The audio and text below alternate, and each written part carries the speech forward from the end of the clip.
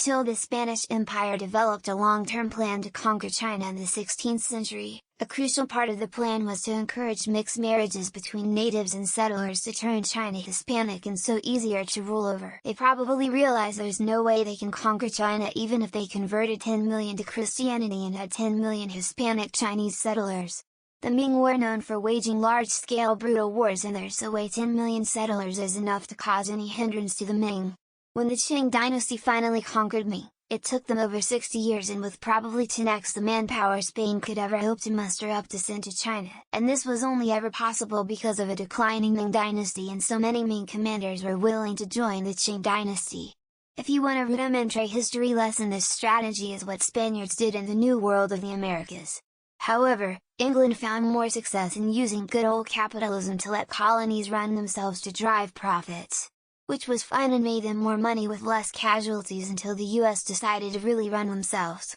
Also, if you want ever to get really depressed, look up if Portugal did similar to Spain and what little they have to show for all the politicking and suffering they caused. This was pretty typical Spanish colonization plan.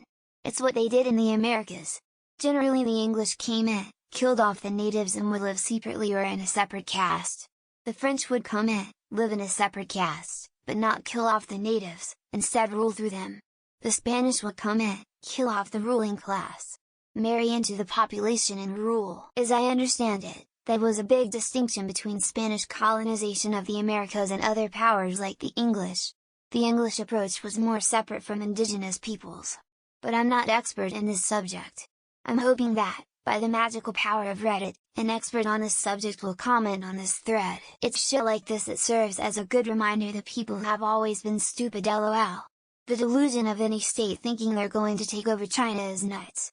China can't even keep control of China, and they've been trying for 1000s of years. Soldiers, your mission is to go to China and find a woman. And fuck her, right? Well, yes. But no. Marry her and spend your life raising a family with her. Yeah, okay, I'm still excited. They did the exact same thing in the Philippines if I'm not mistaken, which is why Catholicism is big over there and the people can look more Hispanic than Asian. Considering the Chinese approach to conquering barbarians was to gradually convert them to Chinese culture, I'm curious how that would have worked out. It's surprisingly easy to take over China. Just show enough might and they become subservient. They bully the weak and fear the strong. The Spanish did that everywhere. If you were any percentage Spanish, you were a citizen. Like the opposite of American slavery rules. Have you even read the article you link? The mixed marriages are not part of the plan to conquer. They would be after the conquest. It worked for the Philippines, and they could have pulled it off if they had any control over the Silk Road. Goddamn Mongolians! That's like trying to put a teaspoon of sugar in the ocean.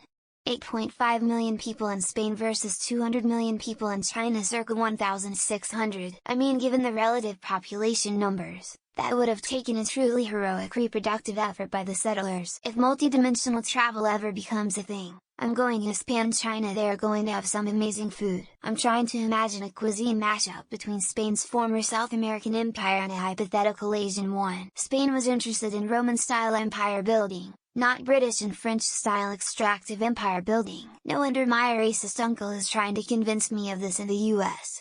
I'm a first-generation Hispanic. Probably the opposite would have happened. Anyone who tried to conquer China, eventually became Chinese. Today China employ the same tactics in any of their territories where Han Chinese is not the majority. So, more or less what thousands of years of Chinese-Mongol imperialism did to the rest of Asia? I wanted to conquer China, but I compromised. I colonized the Philippines instead. Well, they succeeded in doing this to the Philippines, so not surprising to hear. This was very similar to their plan for Aztec and Inca. Worked for a while. Diversity is still being used as a tactic to eradicate certain races today. Where did they go wrong? Look at their success throughout Latin America. So, basically the same thing the Biden administration is doing to USA. Some geezer named one would have to be shagging about 700 birds a day. The Spanish banged the Chinese and turned them into Mexicans. Yeah, that's what the Spanish did everywhere. Steal in the sex. They did that to Mexico and other parts of South. I was surprised to see so many Chinese immigrants in Spain. Instead they blew the money trying to conquer England.